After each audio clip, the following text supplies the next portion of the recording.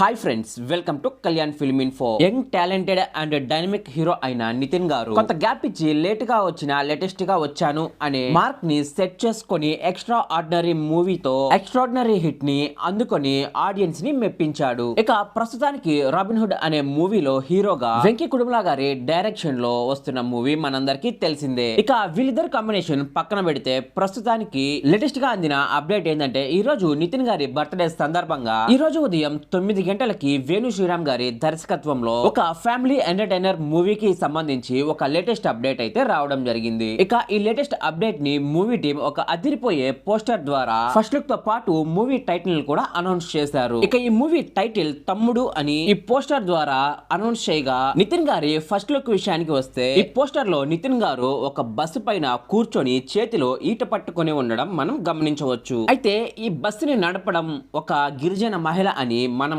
గమనించగా ఆమె ఫేస్ లో ఎక్స్ప్రెషన్ మాత్రం దేనికైనా తెగిద్దాం అనే విధంగా ఉంది. ఇక ఈ మూవీ టైటిల్ అయిన తమ్ముడు మూవీ నేమ్ కి బ్యాక్గ్రౌండ్ లో ఒక ఆర్చరీ బోర్డ్ అయితే మనకు కనబడుతుంది. ఇక ఆ బోర్డ్ కి పైన లెఫ్ట్ సైడ్ నుంచి ఒక యారో, రైట్ సైడ్ నుంచి ఒక యారో రావడం మనం గమనించవచ్చు. అయితే ఈ యారోస్ కి ఇంకొద్దిగా పైన కనుక చూసినట్లయితే రెండు చేతులు ఒకరి చెయ్యి మరొక చేతిలో వేసి ప్రామిస్ చేసే విధంగా ఆ రెండు చేతులు మనకు కనబడతాయి.